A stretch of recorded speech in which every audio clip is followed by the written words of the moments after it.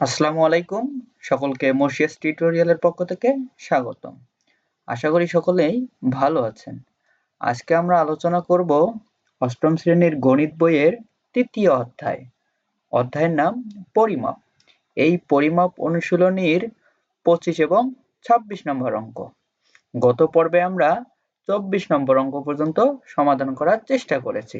তাহলে আজকে আমরা ২৫ এবং ২৬ নম্বর কোশ্চেন সমাধান করার চেষ্টা করব।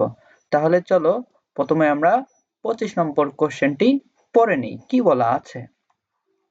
বলা আছে যে একটি ঘরের মেঝে ২৫ মিটার লম্বা ও ২০ মিটার চওড়া, ৪ মিটার লম্বা ও ২.৫ মিটার চওড়া কয়টি মাদুর দিয়ে মেঝেটি সম্পূর্ণ ঢাকা যাবে? প্রতিটি মাদুরের দাম যদি ২০০ টাকা হয় তাহলে মোট কত টাকা খরচ হবে? আমাদের মোট খরচ বের করতে বলছে। তাহলে চলো আমরা অঙ্কটি সমাধান করার চেষ্টা করি। দেখো দেওয়া আছে যে মেঝের দৈর্ঘ্য ২৬ মিটার আর প্রস্থ আছে ২০ মিটার। তাহলে মেঝের ক্ষেত্রফল হবে কি? দৈর্ঘ্য গুণন প্রস্থ। আমরা জানি ক্ষেত্রফল সমান কি? ক্ষেত্রফল সমান দৈর্ঘ্য গুণন প্রস্থ। তাহলে দৈর্ঘ্যের মান আমার কত? ২৬ আর প্রস্থ হলো ২০। আমি যদি গুণ করি তাহলে কত হচ্ছে? ৫২০ বর্গ মিটার।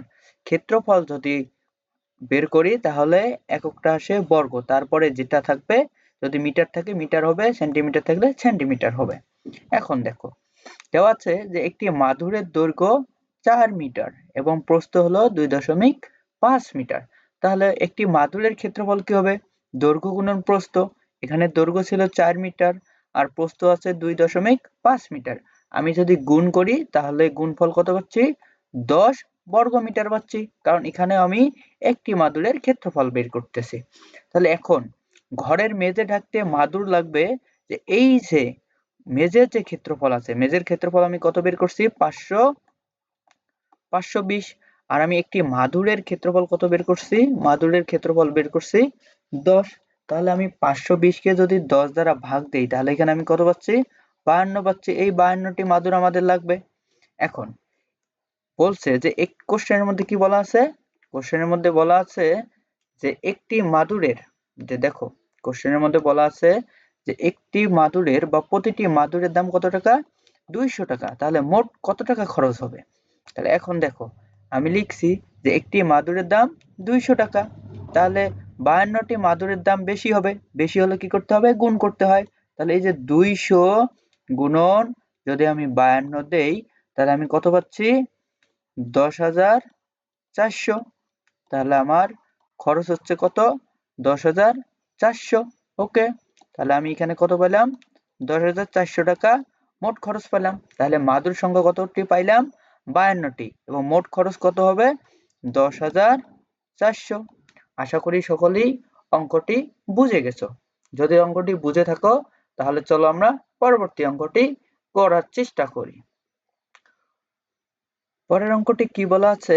যে একটি বইয়ের দৈর্ঘ্য ২৫ সেন্টিমিটার ও প্রস্থ ১৮ সেন্টিমিটার।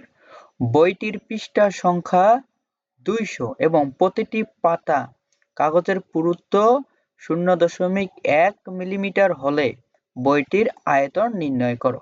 তাহলে আমাদের বইটির আয়তন নির্ণয় করতে বলছে। তাহলে চলো আমরা দেখি কিভাবে আয়তন নির্ণয় করব। ওকে, দেখো দেওয়া আছে বইটির পৃষ্ঠা সংখ্যা কত? ২০০টি। তাহলে প্রতিটি বইটিতে পাতা আছে কত? এই যে ২০০ ভাগ ২, কারণ আমরা জানি যে এক পাতা সমান ২টা পৃষ্ঠা। তাহলে ২ দ্বারা ভাগ দিলাম, তাহলে পাতার সংখ্যা কতটি হলো? ১০০টি হলো। তাহলে একটি পাতার পুরুত্ব কোশ্চেনে দেওয়া আছে কত? একটি পাতার পুরুত্ব ০.১ মিলিমিটার। ওকে, এখন দেখো তাহলে একটি পাতার পুরুত্ব যদি ০.১ মিলিমিটার হয় তাহলে ৬১ পাতার পুরুত্ব বেশি হবে। বেশি হলে গুণ করতে হয়, আমি এখানে গুণ করে দিছি। এখন এই যে ০.১ গুণন যদি আমি ১০০ দেই তাহলে দেখো যে গুণফলটা কত হচ্ছে।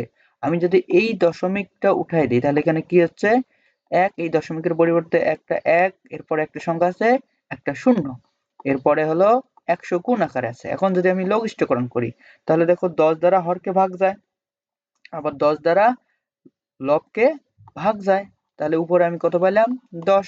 তাহলে এই যে 10 মিলিমিটার, এখন 10 মিলিমিটার সমান আমরা জানি 1 সেন্টিমিটার। এখন দেখো বইটির দৈর্ঘ্য 25 সেন্টিমিটার এবং প্রস্থ হলো 18 সেন্টিমিটার আর পুরুত্ব হলো 1 সেন্টিমিটার। এগুলো আমি কোথা থেকে পাইলাম? এগুলো দেখো যে কোশ্চেনের মধ্যে বলা আছে। এই দেখো কোশ্চেনের মধ্যে বলা আছে দৈর্ঘ্য কত 25 আর প্রস্থ হলো 18, পুরুত্ব হলো 0.1 মিলিমিটার। এই যে পুরুত্ব এটা আমি সেন্টিমিটারে বের করেছি। ওকে, তাহলে এখন দেখো, তাহলে আমরা জানি বইটির আয়তন কি? আয়তনের সূত্র আমরা কি জানি? দৈর্ঘ্য গুণন প্রস্থ গুণন উচ্চতা বা গভীরতা অথবা পুরুত্ব। তাহলে এখানে পুরুত্ব দেওয়া আছে, তাহলে আমি পুরুত্ব বসাবো। তাহলে দৈর্ঘ্যের মান হলো 25 আর প্রস্থ হলো 18 আর পুরুত্ব হলো 1। তাহলে আমি যদি 25 গুণন 18 গুণন যদি 1, তিনটায় যদি আমি গুণ করি তাহলে আমি গুণফল পাচ্ছি 450 ঘন সেন্টিমিটার। তাহলে আমাদের বইটির যেহেতু আয়তন বের করতে বলছে, আমরা তাহলে আয়তন এখন বের করে দিলাম। আশা করি সকলেই অঙ্কটি বুঝে গেছো। যদি অঙ্কগুলো বুঝে থাকো তাহলে লাইক, শেয়ার এবং সাবস্ক্রাইব করে চ্যানেলটির পাশে থাকুন। ধন্যবাদ সকলকে।